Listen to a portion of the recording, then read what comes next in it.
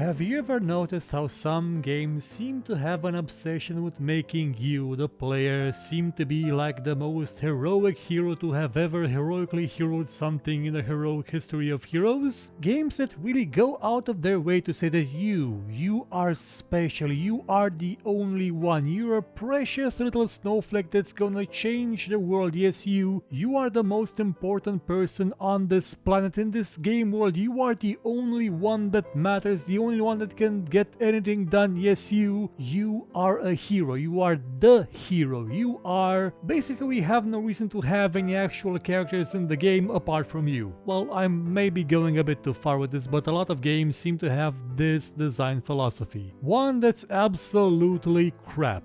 Especially because most developers apply it to games that, well, simply put, in no way are able to offer you that feeling of heroicness. Yes, MMOs. I still remember to this day one of the presentation videos of Star Wars: The Old Republic, where they were showing off your abilities, your heroic abilities. How they were saying that you weren't just some old smuggler, no, you were the best smuggler in the galaxy, you and 500,000 other people. And your abilities weren't just shoot a pistol, no, you were heroically shooting a pistol. You were heroically hiding behind cover and waiting for someone else to kill the enemy. It had that level of ego stroking that just makes me cringe. Though to be fair, that was a BioWare game and they mostly never make games where you're just a character, where you can be just you in this game world. No, you always have to be the special. Yes, like in the Lego movie. You have to be the chosen one.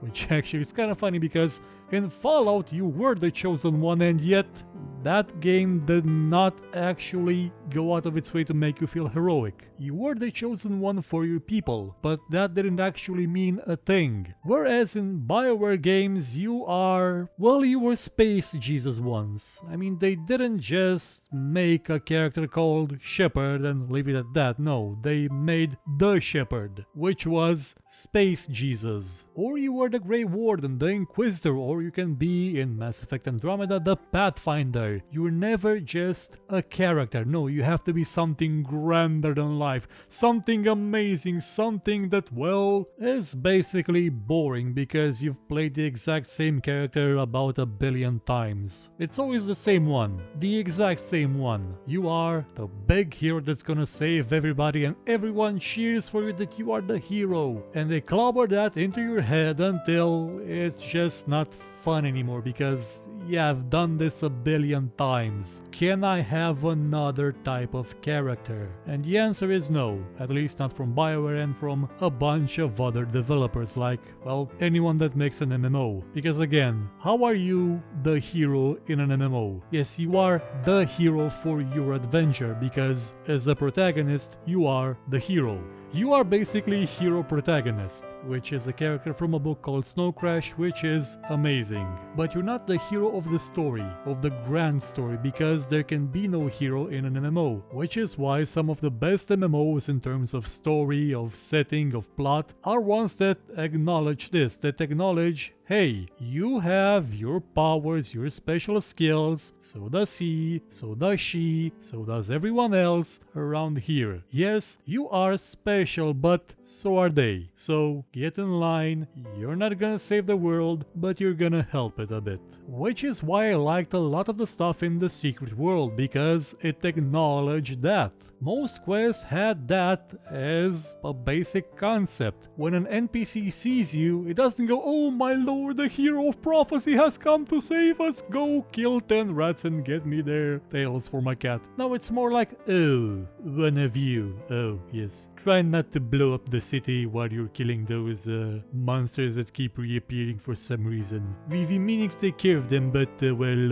there's basically Satan trying to kill us on the other side of town, so so you take care of these ones. Not saying it's a perfect design, but it's better. It makes you, yes, you the player, feel like you as a person are in that game and not just inhabiting a standard cookie cutter hero. Games that don't start from the premise that yes, you are the hero of prophecy tend to be somewhat more nuanced, more refined even, because well, they have to set up why you have a chance to actually stop the end of the world or something, instead of, well, it's not prophecy, so you've got to do it, or hey, you are the one that touched the sacred crystal of the ancient gods and now you're anointed to do it. And if it's in an RPG, that does tend to play in better with the concept of the game, because well, when you start an RPG, you are basically the worst creature on the planet in terms of power. Everything will kick you in the face and kill you instantly. But as you progress, you become the hero because you gain power, you become stronger, you actually make a difference in the world and then earn the status of hero. You don't start as the hero, you become it. That difference is really important because that's a journey. It's all about the journey. Everything is about the journey. Otherwise, you may as well roll the ending cinematic after you start the game, because from a character standpoint there really isn't any point to it. You won't evolve, your character won't evolve, it will start out as a hero and end as one. And sure, maybe someone who is super heroic, someone who's a badass ultra super duper marine, someone who's a badass super duper extra double flipping ninja space knight is gonna be great for marketing purposes, but not so much as a character, which is a bit odd because one of the best characters in video games currently is Geralt the Witcher, who is the Witcher. And yet he has depth to him, he has a character arc, because although he's the hero, he isn't, well, how shall I put this? People aren't jumping at his feet thanking him because he's Space Jesus. There's nuance to it. Honestly, some of the best games that have tackled the idea of a hero are probably Spec Ops The Line, Bioshock, and I would say Planescape Torment. And also the entire Ultima series, to which I'll dedicate a special episode someday. Spec Ops The Line because it started out with the idea that you went there to be a hero. You went there with your teammates to save everyone. You are the hero. You are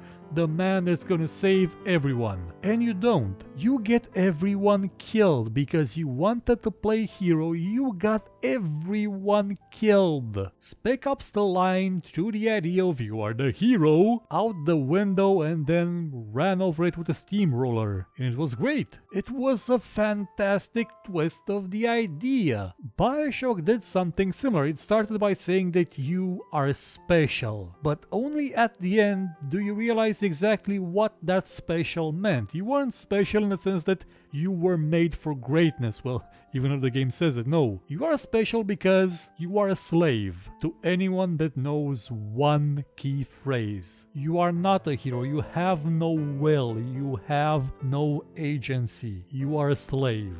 Again, a great twist on the concept. Fantastic. And then Planescape Torment. Well, actually it's chronologically the first one of these. It only kept the concept of you are the hero of your own story, because everyone is. No one is ever gonna say that they are the villains of their own story. It took that concept and made the entire game around it, because that story, the game story, is your character's story. It's not about saving the world, well, maybe at some point it is.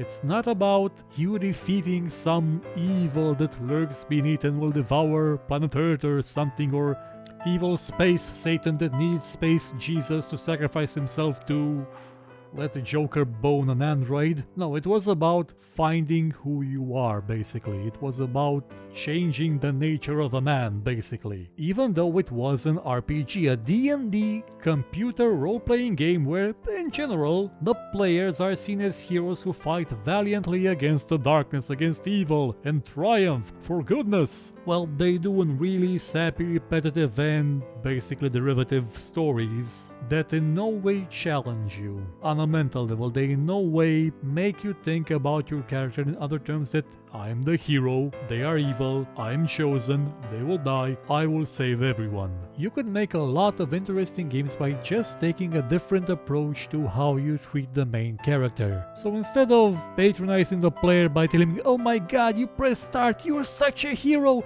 oh my god, you killed the first enemy in the game, you are such a hero, yes you are here, have an achievement, you pressed enter when we told you to, oh my god, you pressed X to salute, you are such a hero. Yeah, without that stuff. If you can avoid that stuff, you can make games like Vampire the Masquerade Bloodlines, where again, you weren't the hero, you were the schmuck. The one everyone picked on, was everyone's spawn, but at the end, you could give the middle finger to everyone and go your own way. Independent.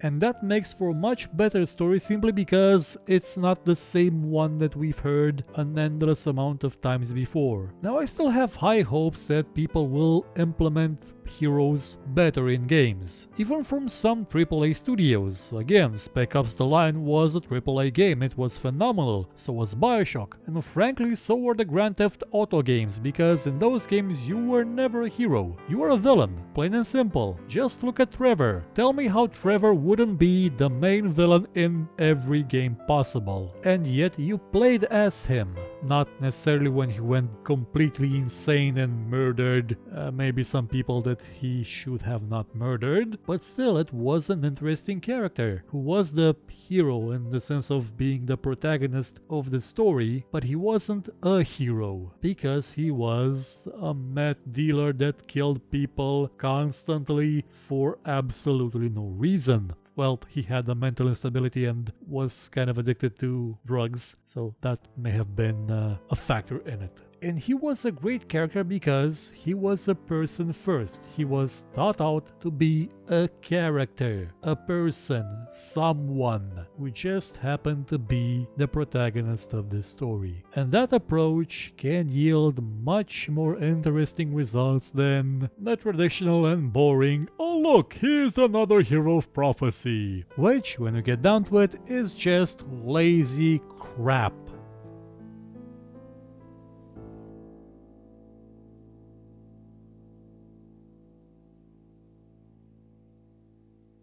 If you enjoyed this show, hit the like button, subscribe, and share it with your friends. Or, if you thought it was horrible, then share it with your enemies and make them suffer. We shall be your weapon of vengeance. But if you liked what you saw, you could, I don't know, maybe donate, because basically YouTube is horrible at revenue, by using the link in the description, or just buy my book. It's a fantasy book about, well, a lot of stuff. I guarantee it won't suck, and if it does suck, you can find me here and complain about it.